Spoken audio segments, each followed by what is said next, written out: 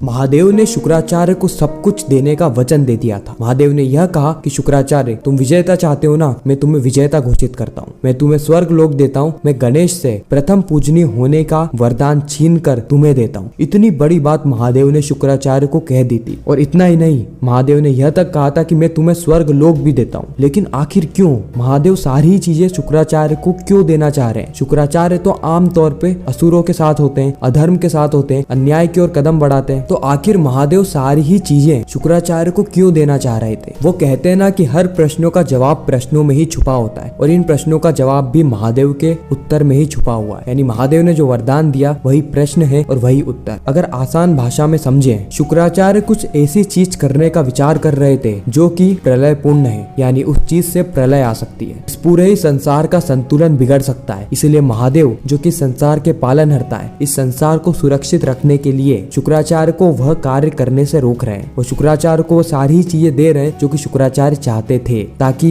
वह वो कार्य ना करें जिससे कि संसार का संतुलन बिगड़ जाए, जिससे कि संसार नष्ट हो जाए। इस संसार को विनाश से बचाने के लिए महादेव ने कदम उठाया, ये वचनों को शुक्राचार्य को दिया है। तो अब सवाल फिर से यही आता है कि आखिर शुक्राचार्य को ऐसा किस चीज का विचार आ गया कि विचार के नाम से ही महादेव इतने ज्यादा विचलित हो गए कि वो स्वयं शुक्राचार्य के पास जाके आगे रह के इतने उपहार देने लगे ताकि शुक्राचार्य उस विचार को वास्तविक तौर पे ना लाए। तो शुक्राचार्य का वह विचार था कि वह अब शिव पे नहीं बल्कि शिवत्व पे प्रहार करेंगे। जी हाँ, उनका अगला षड्यंत्र यह है कि वो शिव की जगह इस बार शिवत्व पे प्रहार करेंगे, क्योंकि हर बार वो शिव पे प्रहार करते हैं, शिव को हराने की कोशिश करते हैं, लेकिन आखिरकार उन्हें निराशा मिलती है। वो हर बार शिव से हार जाते हैं, क्योंकि संसार में ऐसा कोई भी नहीं है जो कि शिव को हरा सके। शिव जितना बलवान, शिव जितना परोपकारी, शिव जितना विद्वान इस संसार में कोई भी नहीं है। इसीलिए शुक्राचार्य का यह निर्णय अटल था कि वह इस बार शिवत्व पे प्रहार करेंगे। लेकिन आखिर शिवत्व पे प्रहार कैसे करेंगे?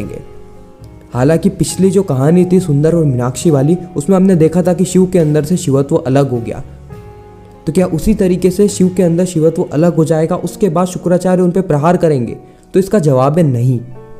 शिवत्व हर एक के अंदर है, शिवत्व कण कण में है, यानी एक इंसान के अंदर भी शिवत्व है, और शुक्राचार्य हर इंसान के अंदर से शिवत्व को मिटाना चाहते हैं।